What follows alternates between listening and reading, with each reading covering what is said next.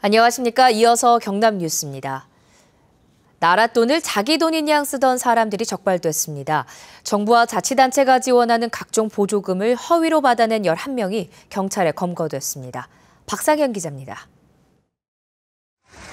정부에서 꽃 재배시설 보조금을 받아 만든 비닐하우스입니다.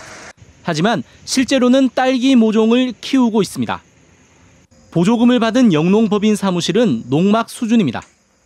이렇게 허위 법인을 만들어 보조금을 받은 뒤 나누어 쓴 혐의로 55살 정모 씨 등 7명이 적발됐습니다. 이들은 자기 부담금 2억 5천만 원은 내지 않고 2011년부터 보조금 15억 원을 가로챈 혐의를 받고 있습니다. 법인으로 하락하는 걸 개인들이 시행하고 했으니까 그거는 잘못됐는데 사업 하락하는 걸 우리 사업만 잘 해내면 안 되겠나 하는 좀 단순한 생각을 했던 것 같습니다. 한 중소기업 대표는 농산물 관련 기계와 기술 개발 명목으로 2008년부터 5억 8천만 원을 받았습니다. 하지만 수입한 기계로 기술 개발을 마친 것처럼 조작했고 일부 금액을 횡령한 혐의도 받고 있습니다. 나라 돈은 무조건 내가 신청해서 선정만 되면 받을 수 있는 돈이기 때문에 그 돈을 받기 위해서 이런 방법을 사용하면 된다라고만 아는 거지 이게 잘못됐다라는 생각은 오히려 더 안 하는 그런 인식이 더 문제라고 생각합니다. 경찰은 보조금을 허위로 받아내거나 횡령한 혐의로 3명을 구속하고 8명을 불구속 입건했습니다. KBS 뉴스 박상현입니다. 밀양 공공하수처리시설에서 수질 감시 장치를 조작한 것이 확인돼 환경당국이 수사에 나섰다는 소식 전해드렸는데요. 밀양뿐만 아니라 전국 곳곳에서 비슷한 일이 벌어지고 있었습니다. 보도에 손원혁 기자입니다. 밀양 공공하수처리 시설에서 정화 처리한 물이 강으로 흘러듭니다. 방류수의 수질을 관리하기 위해 자동 측정 시스템을 마련했지만 무용지물이었습니다. 측정값을 조작한 겁니다.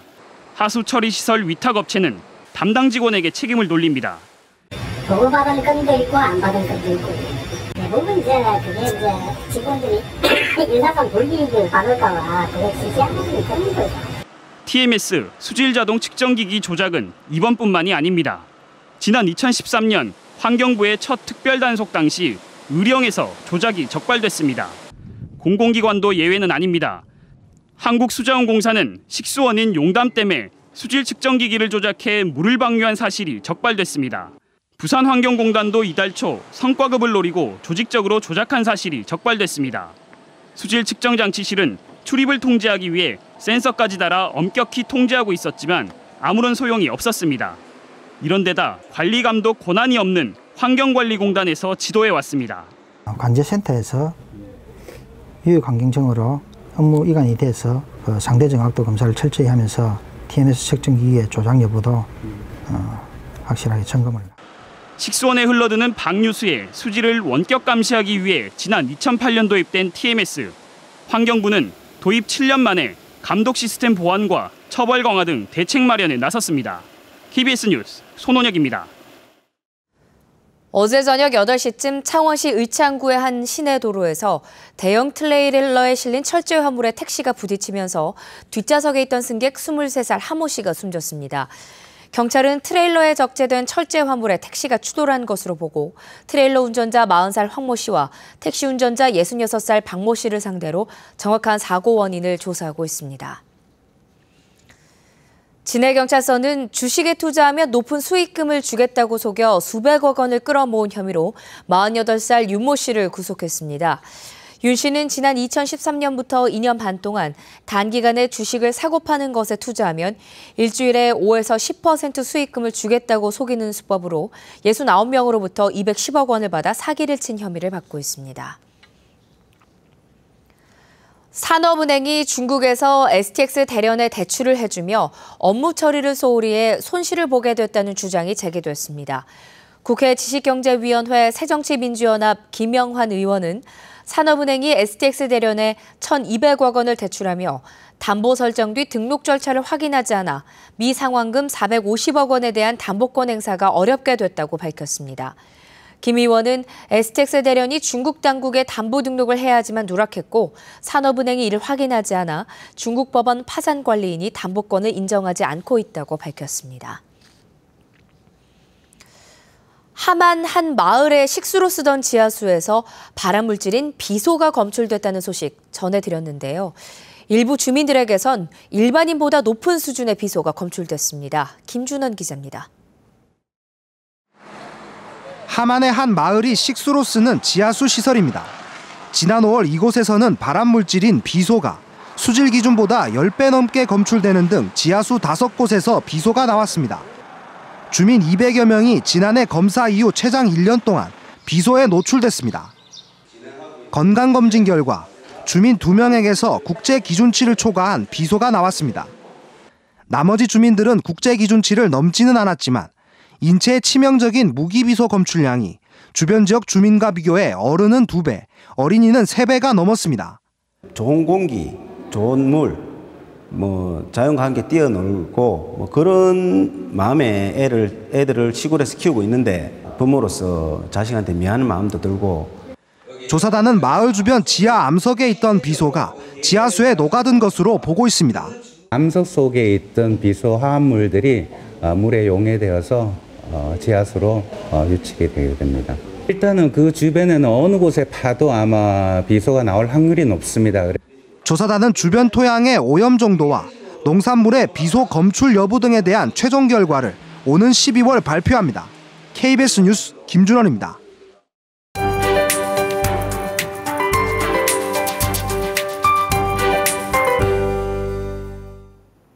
레이더 영상 보시면 우리 지역은 대부분 비가 그친 모습입니다. 하지만 남해안을 중심으로 약한 빗줄기가 이어지고 있고 이 비는 오늘 오전 중에 대부분 그치겠습니다. 따라서 흐린 하늘 속에 낮 동안에도 선선한 날씨가 예상됩니다. 한낮에도 크게 덥지 않으니까요. 너무 얇은 옷차림은 피하시는 게 좋겠습니다. 오늘은 저기압의 영향을 받다 점차 벗어나겠습니다. 구름 많은 하늘빛을 띠겠고 아침까지 안개가 남아있는 곳도 있겠습니다. 현재 기온은 창원이 19.2도로 어제 같은 시각보다 조금 높게 출발합니다. 한낮엔 대체로 25도 안팎으로 예상됩니다. 서부 지역도 종일 선선한 날씨가 이어지겠습니다.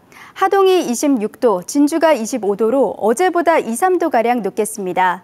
또 해안 지역엔 바람이 강하게 불겠습니다. 안전사고에도 주의하시기 바랍니다. 한편 남해 동부 먼바다엔 풍랑주의보가 내려졌고 물결은 최고 4m까지 매우 높게 일겠습니다. 경남 지역은 연휴 기간 동안 대체로 맑은 날씨가 이어지겠습니다. 하지만 남해상을 중심으로 물결이 높게 일겠습니다. 해상교통 이용객들은 주의하시기 바랍니다. 기상정보였습니다. 김해 중소기업을 지원하는 비즈니스 센터가 오는 11월 주초면 골든루트 산업단지에서 개관합니다. 한국물가협회가 대형마트와 백화점의 21개 추석 선물 세트를 조사한 결과 지난해보다 가격이 10% 이상 상승했습니다. 자동차 부품업체 센트럴이 직원 책 읽기 행사와 사내 독서 인프라 구축으로 문화체육관광부로부터 독서 문화상을 수상했습니다.